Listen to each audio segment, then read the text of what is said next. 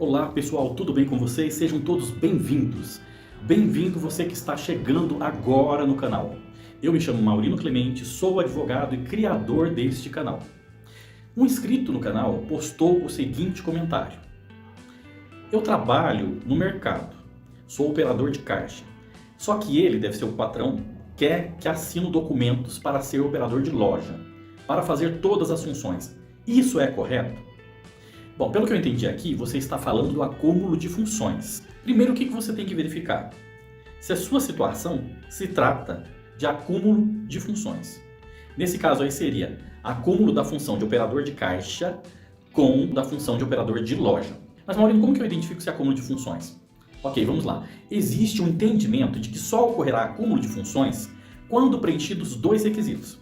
Primeiro requisito: só ocorre acúmulo de função quando as atividades extras são de natureza muito distintas das funções estabelecidas no contrato que já existe. Segundo requisito: o exercício dessas novas atribuições é exigido de maneira habitual, não eventual. Dito isso, é importante termos em mente que cada função tem tarefas específicas. Nem sempre essas tarefas são exatamente as mesmas em cada local. Mas eu vou citar aqui exemplo de tarefas que operadores de caixa realizam em determinados locais. Por exemplo, o operador de caixa faz o atendimento ao público, abertura e fechamento do caixa, controle financeiro de estoque, recebimento de pagamentos, emissão de notas fiscais, processamento de transações, certo? Agora eu citarei exemplo de tarefas que o operador de loja realiza em determinados locais: atendimento ao cliente, operação de caixa, fechamento de caixa, organização e reposição de estoque, limpeza do local de trabalho, precificação de mercadorias, embalo de mercadorias, inventário de materiais, notificação de perdas, ok? Observe que algumas tarefas da função de operador de caixa também são realizadas pelo operador de loja, né? Tanto o operador de caixa quanto o operador de loja, eles realizam as seguintes tarefas: atendimento ao público, abertura e fechamento do caixa, controle financeiro e de estoque, recebimento de pagamentos. Então até aqui está tudo igual. Aqui não existe atividade extra, não existe atividade diferente até aqui.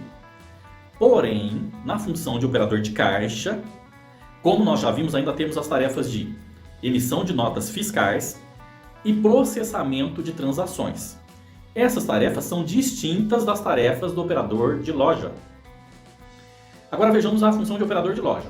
Além de também possuir tarefas distintas, o número de tarefas realizadas pelo operador de loja é bem maior. Por exemplo, limpeza do local de trabalho, precificação de mercadorias, embalo de mercadorias, inventário de materiais, notificação de perdas.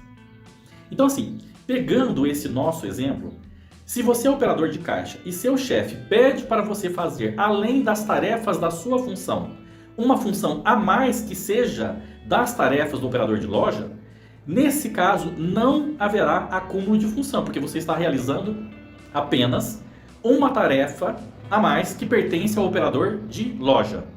Entendeu? Porém, se ele está pedindo para você fazer, além das tarefas da sua função de operador de caixa, também as tarefas da função de operador de loja, está preenchido o primeiro requisito para que se caracterize o acúmulo de funções. Lembra qual é o primeiro requisito? Vamos lá. Só ocorre acúmulo de função quando as atividades extras são de natureza muito distintas das funções estabelecidas em contrato. Já vimos que a função de operador de loja possui estas atividades extras distintas. Vamos lá. Ó. Limpeza do local de trabalho, precificação de mercadorias, embalo de mercadorias, inventário de materiais, notificação de perdas. O operador de loja faz a mais que o operador de caixa. Então, o primeiro requisito está preenchido. Agora vejamos o segundo. O segundo requisito é: o exercício dessas novas atribuições é exigido de maneira habitual, não eventual. Ou seja, para caracterizar o acúmulo de funções, você tem que passar a exercer as atividades extras de maneira frequente.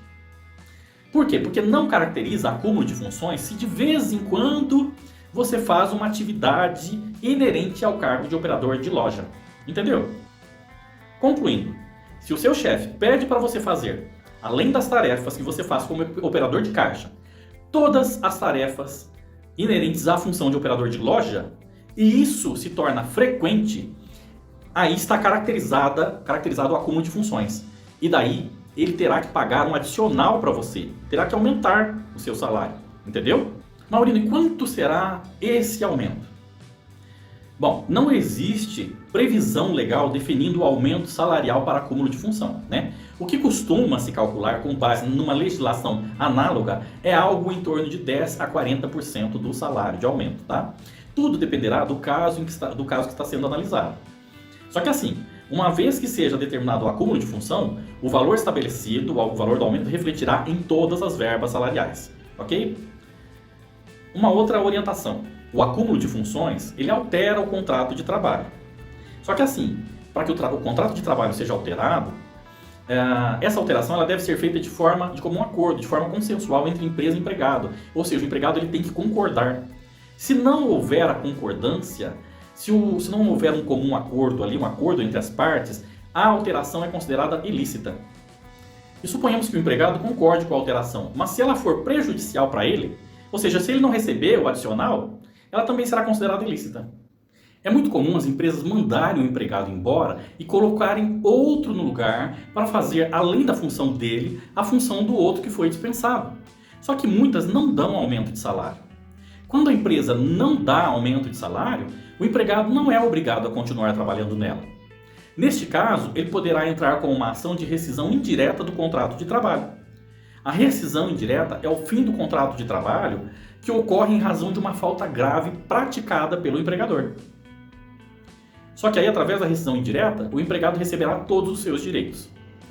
Por outro lado, e se tratando deste caso específico, a acumulação de função de operador de caixa com operador de loja, e em muitos outros casos que eu não citei aqui, não é uma tarefa muito fácil você conseguir o reconhecimento do acúmulo de função na justiça através de uma ação de rescisão indireta.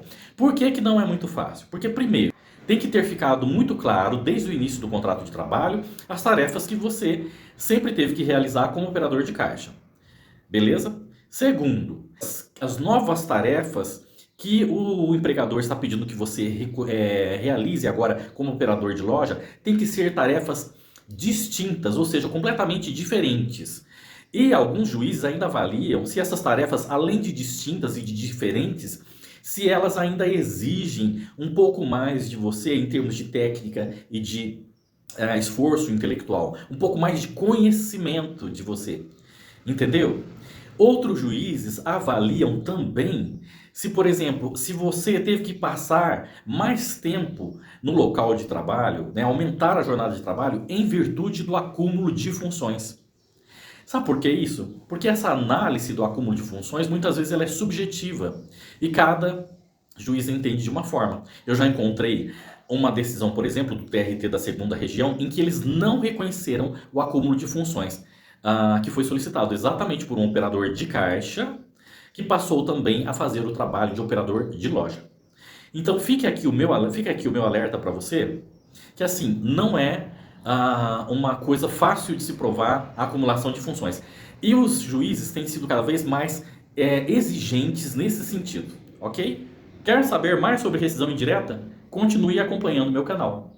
Gostou da explicação?